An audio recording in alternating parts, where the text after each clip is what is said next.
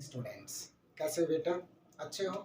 चलो, class 9th के लिए आज का वीडियो हमारा रहेगा। क्लास 9th में कल हमने बताया था कि भाई uses of present indefinite and continuous करवाया था। प्रेजेंट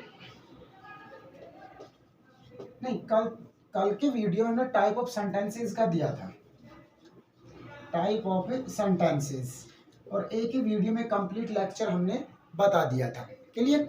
आई होप आपने सभी ने किया होगा, अपने नोटबुक में किया था। चलो ठीक है, बट 15 बच्चों की ही नोटबुक्स मेरे पास आई थी और ज़्यादा बच्चों की नोटबुक्स नहीं आई। क्लियर? तो आज का वीडियो जो हम स्टार्ट करेंगे सेंटेंसेस से आगे, हमारा जो पैटर्न है उसके अकॉर्डिंग टेंसेस का। आपने 8th क्लास में टेंसेस किए या नहीं किए, आई डोंट नो। टेंस मतलब 8th क्लास में आपने इस ग्रामर का ये टॉपिक किया या नहीं किया, I don't know, but from today आज से हम टेंसेस का हम करेंगे। क्लियर?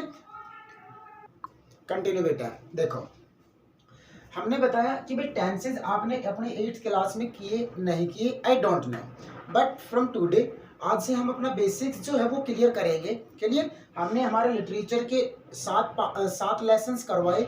ग्रामर का हमने कल से शुरू, लास्ट वीडियो से शुरू किया था, बट आज से हम अपना जो टेंसेस का टॉपिक है वो कंटिन्यू करेंगे, because most of students are unknown about sentences and tenses. ठीक है, हमने सेंटेंस तो आपको दिया था, बट 15 बच्चों की ही नोटबुक्स मेरे पास आई थी, उसके अलावा ज़्यादा बच्चों की नोटबुक्स नहीं आई।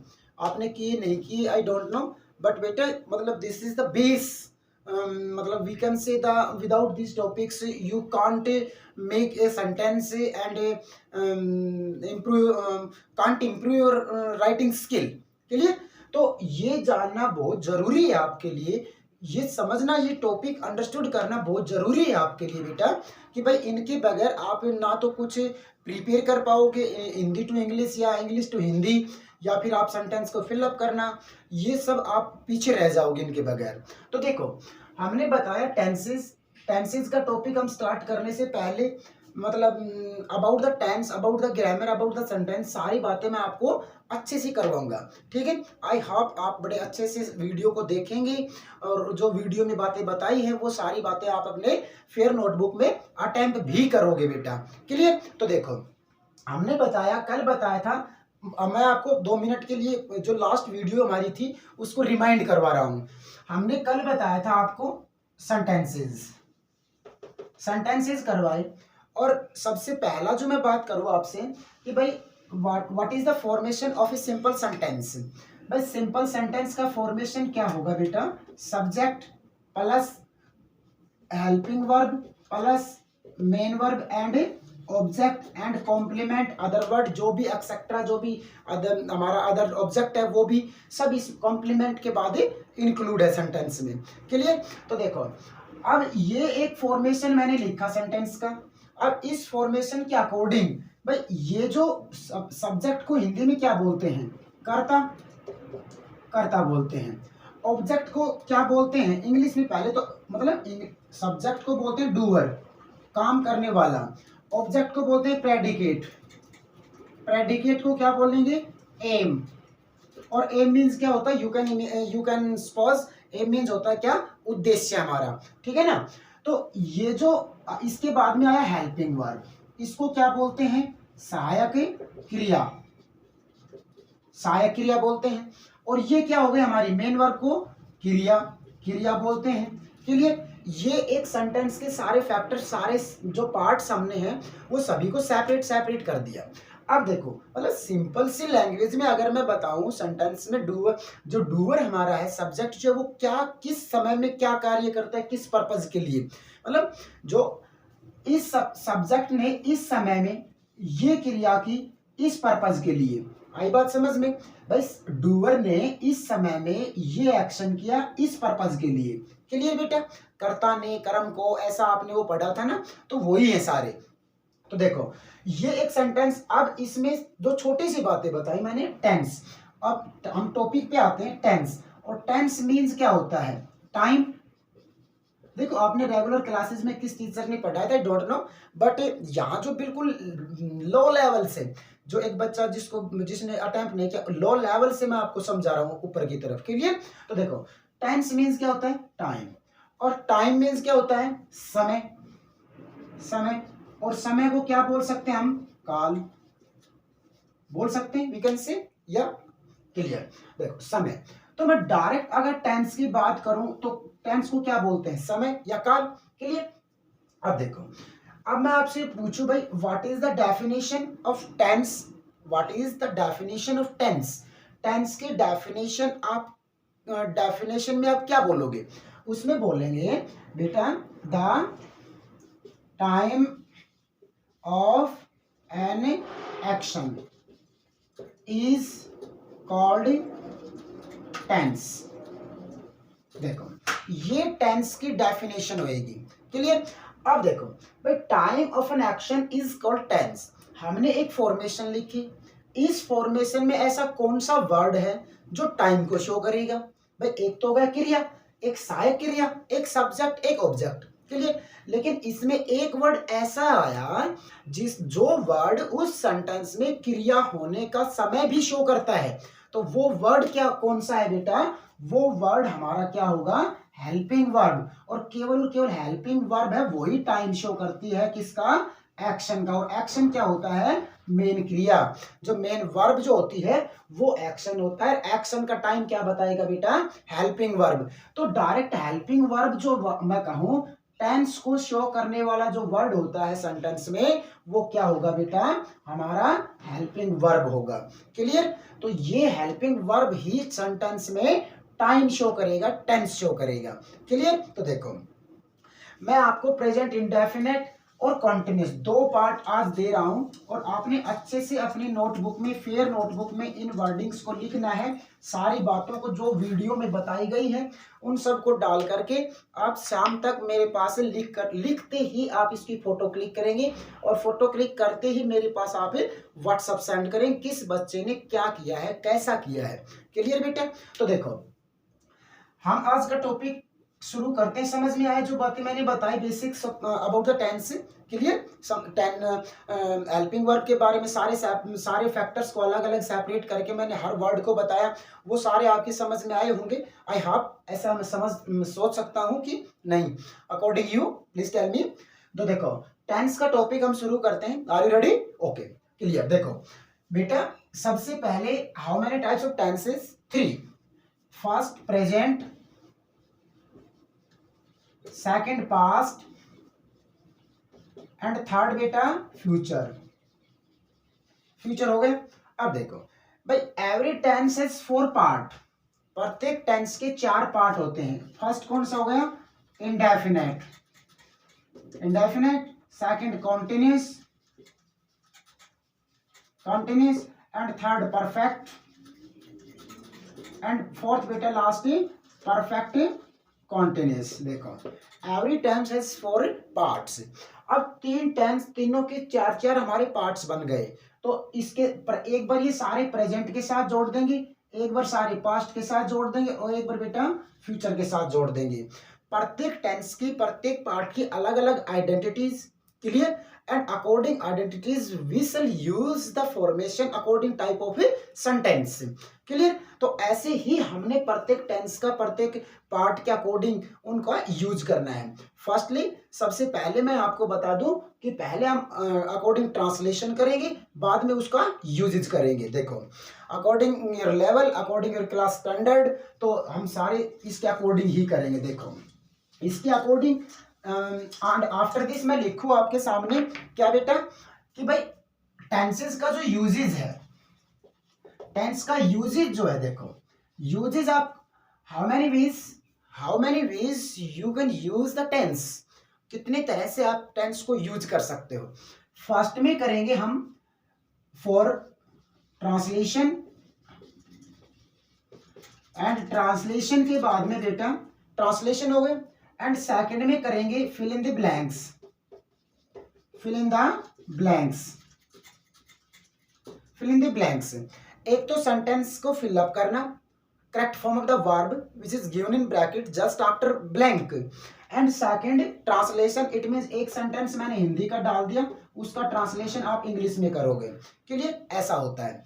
बट हम साथ साथ दोनों करेंगे, तो ट्रांसलेशन के लिए भी और fill in the blanks according और पैटर्न, दोनों तरह से हम यूज करेंगे। क्लियर बेटे? तो फर्स्ट देखो, हम सबसे पहले हम लेते हैं प्रेजेंट इंडेफिनिट। प्रेजेंट इंडेफिनिट लेते हैं। क्लियर? अब प्रेजेंट इंडेफिनिट में अगर लूं, एक मिनट बेटा, come two point, welcome back.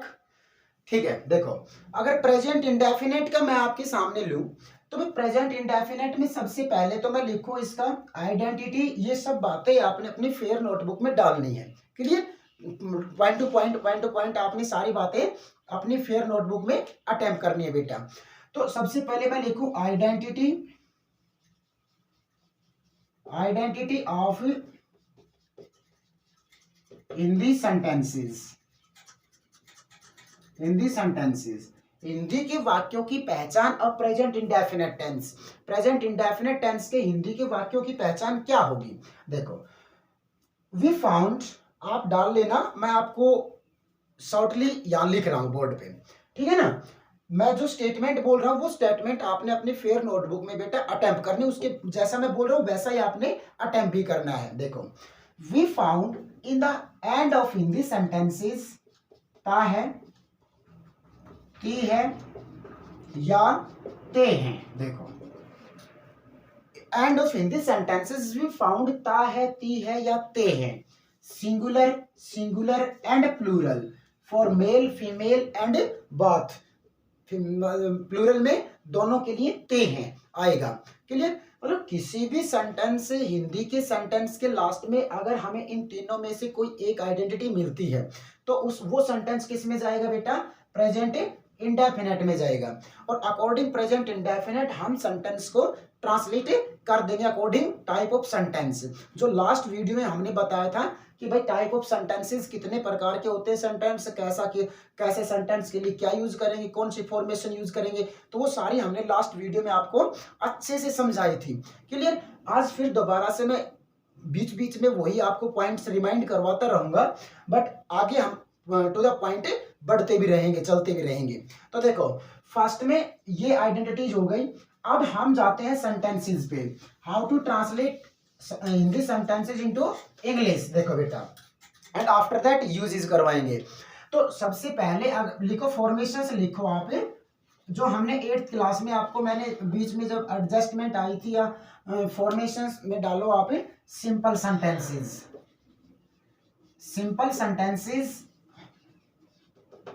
Simple sentence की फॉर्मेशन क्या होगी बेटा? सब्जेक्ट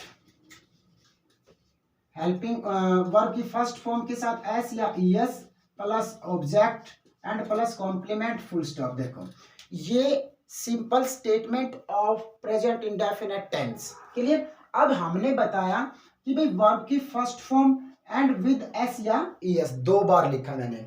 एक बार तो यूज करेंगे, फर्स्ट हम यूज करेंगे वर्ब की first form only bare infinity, and after this we use bare infinity plus S या ईएस। ठीक है? तो देखो, अब कहां आप वर्ब की फर्स्ट फॉर्म यूज करोगी और कहां वर्ब की फर्स्ट फॉर्म के साथ एस या ईएस यूज करोगे। The most important point of present indefinite tense in simple या all of types, all of sentences, sentence type. Clear? तो देखो, यहां हमने बताया कि ये सब यूज करना डिपेंड करता है किसके ऊपर? सब्जेक्ट के ऊपर डिपेंड करता है। देखो, अब सब्जेक्ट हमारा हो सकता है मे बी सिंगुलर हो सकता है, एंड बेटा प्लूरल हो सकता है। भाई हमारा सब्जेक्ट सेंटेंस में सिंगुलर भी हो सकता है और प्लूरल भी हो सकता है। देखो, अगर आपके पास सब्जेक्ट सिंगुलर है तो वर्ब भी इसके साथ क्या आएगी? सिंगुलर आएगी। वर्ब भी सिंगुलर आएगी। अगर आपके पास सब्जेक्ट प्लूरल है तो हमारी जो वर्ब की फर्स्ट फॉर्म है वो भी किस फॉर्म में आएगी? प्लूरल में आएगी। ये भी प्लूरल में आएगी। ठीक है? तो देखो कैसे, अब एक सब्जेक्ट और वर्ब, सब्जेक्ट क्या हो सकता है? नाउन हो सकता है, प्रोनाउन हो सकता है। अगर किसी नाउन या प्रोनाउन को आप सिंगुलर या प्लूरल बनाओगे, या फिर मैं कंपेयर करूं वर्ब के साथ, वर्ब को सिंगुलर और प्लूरल बनाना।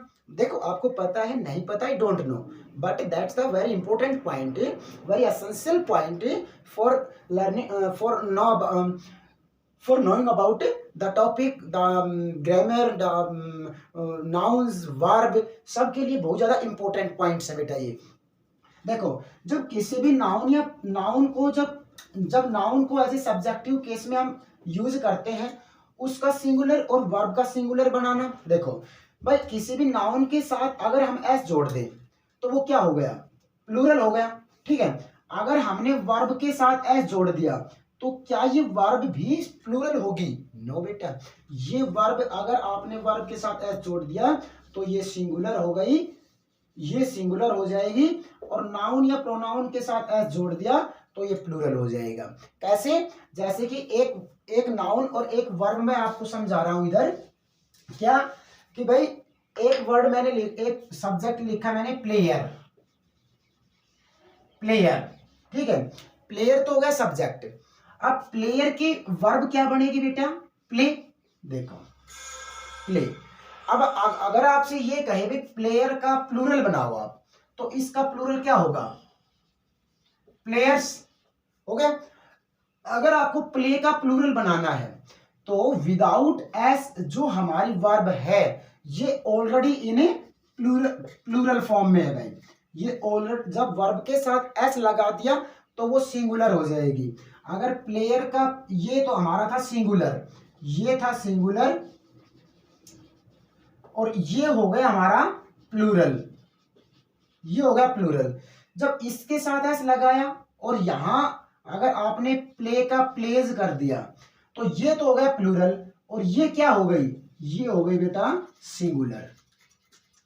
और ये बात समझ में क्या बोल रहा हूं मैं कि भाई वर्ब के साथ अगर एस लगाया तो वो सिंगुलर हो जाएगी, नाउन के साथ एस लगाया तो वो प्लूरल हो जाएगा, विदाउट एस नाउन सिंगुलर होएगा, विदाउट एस वर्ब क्या होगी?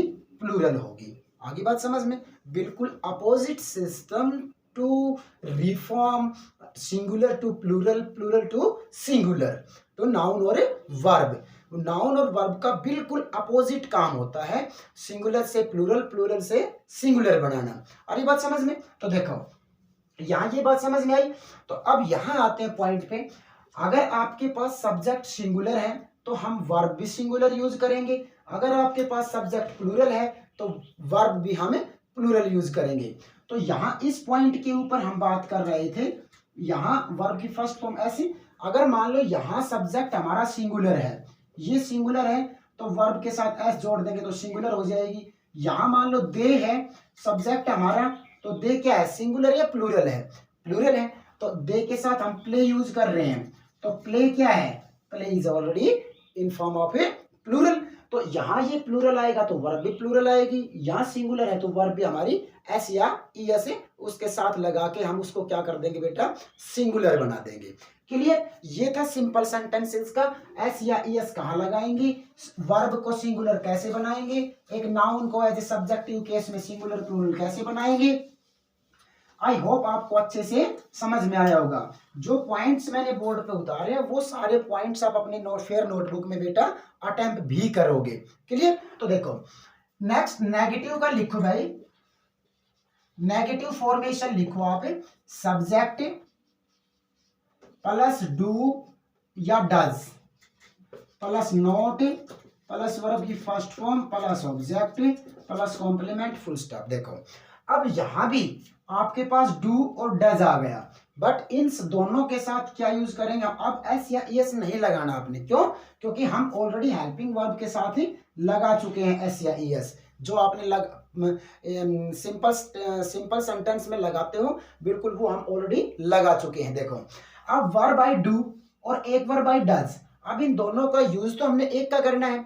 अब अकॉर्डिंग सब्जेक्ट नंबर्स, भाई सब्जेक्ट के नंबर क्या है हमारे सब्जेक्ट में उसी के साथ हमें लगा देंगे। देखो डू क्या है? डू तो प्लूरल फॉर्म में है बट डज सिंगुलर फॉर्म में है।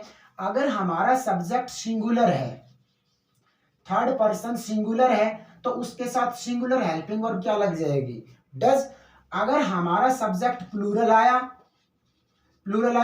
तो प्लूरल फॉर्म डू, डू लगा देंगे और इन दोनों के साथ क्या यूज करनी है, वर्ब की फर्स्ट फॉर्म, उसमें कोई चेंजमेंट होना नहीं हमारे पास अब की बार, ठीक है ना। तो डू और डज का यूज आया समझ में। चलो next, interrogative.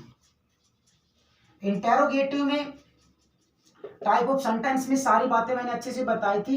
How to narrate an interrogative sentence, हम एक इंटेरोगेटिव सेंटेंस कैसे फॉर्म करते हैं। तो देखो इंटेरोगेटिव में हेल्पिंग वर्ब जो है ना बेटा, वो सब्जेक्ट से पहले यूज कर देंगे। Do does plus subject plus verb की first form plus object plus complement and plus sign of interrogation. मतलब this sign is very essential for an interrogative sentence. मतलब ये जो साइन ऑफ इंटेरोगेशन जो है, ये इंटेरोगेटिव सेंटेंसेस के लिए बहुत ज्यादा इंपॉर्टेंट है। क्लियर। तो देखो ये फॉर्मेशन हमारी इंटेरोगेटिव की हो गई। क्लियर। अब इंटेरोगेटिव लास्ट फॉर्मेशन हमारी इंटेरोगेटिव नेगेटिव। दोनों पार्ट्स हम कर चुके, इंटेरोगेटिव भी कर चुके, नेगेटिव भी। अब इस फॉर्मेशन को और इस फॉर्मेशन को दोनों को ऐड कर देंगे, दोनों को जोड़ देंगे तो इंटेरोगेटिव नेगेटिव हो जाएगा। क्लियर। तो देखो do does plus subject and after subject not and verb की first form and object and complement and sign of interrogation हो गए। अब ये दोनों मिला के हमने एक बना दिया, सब्जेक्ट से पहले हेल्पिंग और आफ्टर नोट यूज कर दिया, तो इंटेरोगेटिव नेगेटिव में गए सेंटेंस। क्लियर। तो ये थे इसके फॉर्मेशंस चारों टाइप्स के। क्लियर। तीनों टाइप्स के, जिसमें असर्टिव और नेगेटिव अफर्मेटिव में आते हैं एंड इंटेरोगेटिव इंटेरोगेटिव नेगेटिव, चारों पार्ट्स करवा दिए मैंने प्रेजेंट इंडेफिनिट की। आज के लेक्चर में केवल इसका यूजेस और करवाएंगे। हर लेक्चर में एक यूजेस, एक ट्रांसलेशन यूजेस हम करवाएंगे डे टू डे। सभी बच्चों ने अपनी फेयर नोटबुक में इनको अटेम्प्ट करना है बेटा, point two point continue. Headings को मान लो ये हेडिंग्स है, इसको आपने अंडरलाइन करना है, या आप इसको मार्कर से यूज कर सकते हो, या इसको आप जो अंडरलाइन मार्कर होते हैं हाइलाइटर, उनको बोलते हैं हम हाइलाइटर। हाइलाइटर से नेगेटिव पेन से लिखा, इसके ऊपर हाइलाइटर आपने इसको हाइलाइटर इसके ऊपर राउंड कर दिया इसको, तो ये बिल्कुल अलग दिखेगा, कलरफुल। ठीक है ना। और उसके आगे इसको कर दिया हमने अपने ब्लू पेन से, या फिर इसको ब्लू पेन से लिखा या ब्लैक पेन से, और हाइलाइटर इसके ऊपर आपने पिंक कलर का हाइलाइटर इसके ऊपर लगा दिया, तो बिल्कुल बहुत अच्छा अट्रैक्टिव कॉपी आप बना सकते हो। क्लियर। तो देखो अब ये थी फॉर्मेशंस हमारी तीनों टाइप्स की। अब मैं प्रेजेंट इंडेफिनिट के यूजेस पे जा रहा हूं। अब ये समझ में आई तो आपने 20 सेंटेंस ट्रांसलेशन के, आप अपनी ग्रामर की टेक्स्ट बुक निकालेंगे और उसमें प्रेजेंट इंडेफिनिट के सिंपल, नेगेटिव, इंटेरोगेटिव नेगेटिव की सभी के 10 सेंटेंस एंड 10 40 सेंटेंस आप मेरे को भेजेंगे ट्रांसलेशन के बेटा। क्लियर। 40 सेंटेंस प्रेजेंट इंडेफिनिट के ट्रांसलेशन के भेजेंगे। एंड यूजेस अब मैं बता रहा हूं, देखो कैसे करोगे आप यूजेस। जिस बच्चे की ट्रांसलेशन याद नहीं हुई वो बच्चा यूजेस भी नहीं कर पाएगा। क्लियर। तो देखो अब इसका करते हैं यूजेस, और यूजेस में केवल 3 रूल मैं आज बताऊंगा आपको, उससे आगे के कल के वीडियो में स्टार्टिंग में देंगे हम। क्लियर। तो देखो यूजेस में कैसे करेंगे, आपको पता नहीं होगा अब तक कि भाई यूजेस में मैंने बताया फिल इन द ब्लैंक्स। मैंने यहां लिखा फिल इन द ब्लैंक्स। ये कैसे करते हैं आपको नहीं पता होगा शायद, क्योंकि 8th क्लास में टीचर्स बहुत कम, रेयरली चांसेस में करवाते हैं। ये 9th से शुरू होता है काम हमारा। तो देखो इसमें हम करवाएंगे क्या, भाई मैंने एक सेंटेंस लिखा, द वाटर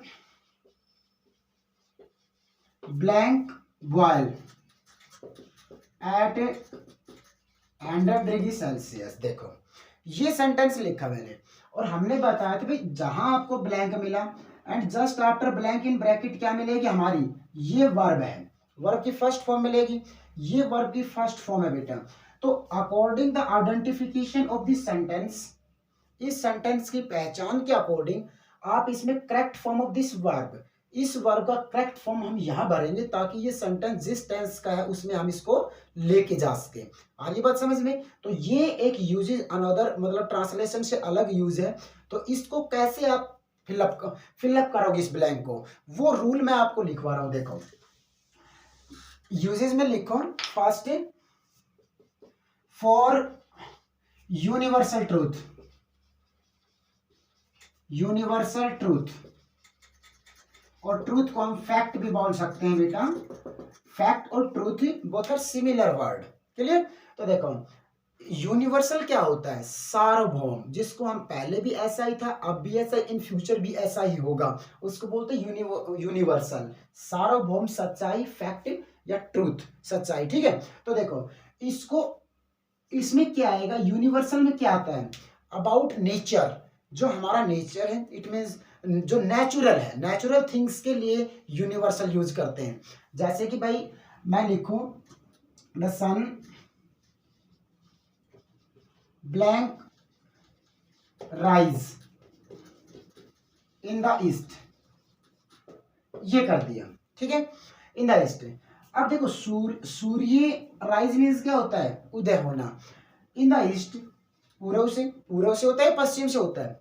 बताओ।